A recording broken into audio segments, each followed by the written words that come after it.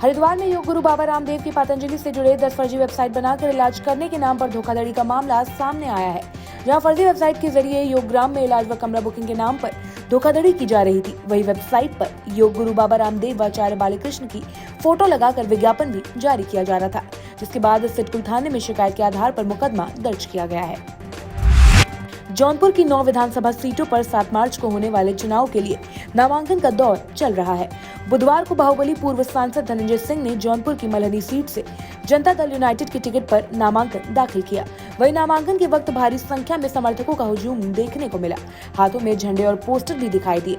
वहीं कार्यकर्ताओं और समर्थकों की भारी भीड़ देखकर धनंजय सिंह ने हाथ जोड़कर लोगों का अभिवादन किया। चमोली में वेतन भुगतान की एक सूत्रीय मांग को लेकर एनटीपीसी की निर्माणाधीन तपोवन प्रोजेक्ट के बैराज स्थल पर कार्यदायी संस्था ऋत्विक प्रोजेक्ट में कार्यरत देश के कोने कोने से कार्यरत ठेकेदार के वर्कर धरना प्रदर्शन कर कार्य बहिष्कार करने पर उतारू हो गए हैं। मजदूरों का आरोप है कि उन्हें बीते दिसंबर से वेतन नहीं मिला है, जिसके चलते इनका परिवार भुखमरी की कगार पर है। वहीं इस मामले में कंपनी प्रबंधन ने 2 दिनों में भुगतान की बात कही है। चमोली से माय भारत के लिए पुष्कर सिंह नेगी की रिपोर्ट। कानपुर में जनसंपर्क के दौरान बेटी को न्याय दिलाने और उसके हत्यारों को फांसी की सजा दिलाने के लिए बुधवार को पीड़ित मां कांग्रेस की राष्ट्रीय महासचिव प्रियंका गांधी वाड्रा की गाड़ी के सामने खड़ी हो गई। पीड़ित मां के हाथ में पोस्टर देखकर प्रियंका वाड्रा ने गाड़ी से उतरकर उन्हें गले लगाया। उन्होंने पीड़ित परिवार को न्याय दिलाने का आश्वासन दिया है। कानपुर से माय भारत के लिए दीपा की रिपोर्ट। उधम सिंह नगर के काशीपुर के विधायक हरभजन सिंह चीमा ने काशीपुर में चुनाव के दौरान पार्टी की खिलाफत करने वालों को गद्दारों की संज्ञा दे डाली। चीमा ने काशीपुर में भाजपा के भीतर गद्दार नेताओं के होने की बात कहकर तूफान मचा दिया है। इसके अलावा चुनाव में सहयोग करने वाले पदाधिकारियों, कार्यकर्ताओं और समर्थकों का आभार व्यक्त किया है।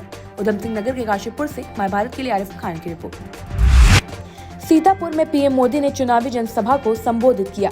समाजवादी पार्टी पर हमला साधते हुए उन्होंने जनता से बीजेपी को वोट देने की अपील की। पीएम मोदी ने इस दौरान बीजेपी का मतलब बताया। उन्होंने कहा कि यूपी में बीजेपी सरकार होने का मतलब है दंगा राज, माफिया राज, गुंडा राज पर बराबर कंट्रोल, पूजा पर्वों को मनाने की खुली स्वतंत्रता, बहनों बेटियों की मनचलों से सुरक्षा। सीतापुर से माय भारत के लिए सुनीश तिवारी की रिपोर्ट। उत्तराखंड में मतदान के तुरंत बाद बीजेपी में प्रत्याशियों का गुस्सा फूटने लगा है। लखसर से बीजेपी प्रत्याशी संजय गुप्ता ने बीजेपी प्रदेश अध्यक्ष मदन कौशिक पर उन्हें हराने का आरोप लगाया है। साथ ही उन्होंने मदन कौशिक को पार्टी से हटाने की मांग की है। हरिद्वार से माय भारत के लिए प्रवेश राय की रिपोर्ट। कानपुर देहात के अकबरपुर माती मैदान में अखिलेश यादव ने चुनावी जनसभा को संबोधित किया। अखिलेश यादव ने मंच पर पहुंचकर जनता और प्रत्याशियों में जोश भर दिया। इसके साथ ही उन्होंने मंच से बीजेपी पर कटाक्ष किए हैं। उन्होंने कहा, जनता का हुजूम देखकर लग रहा है कि कानपुर में सपा की ऐतिहासिक जीत होने जा रही है। पहले चरण के मतदान के बाद भाजपाई ठंडे हो गए।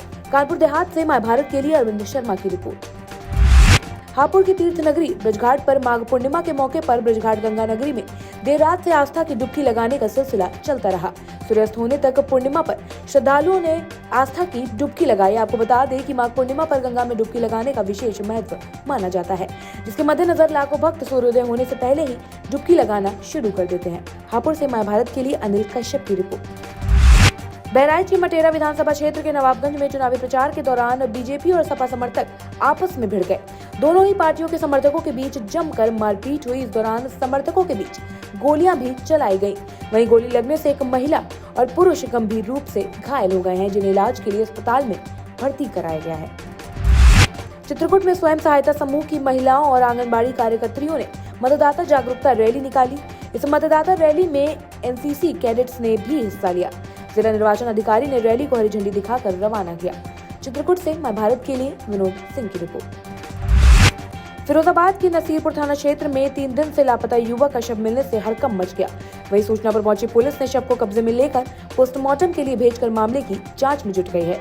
फिरोजाबाद से माय भारत के लिए रिहान अली की रिपोर्ट। फटाफट अंदाज में ताजा तरीन खबरों के लिए देखते रहिए माय भारत।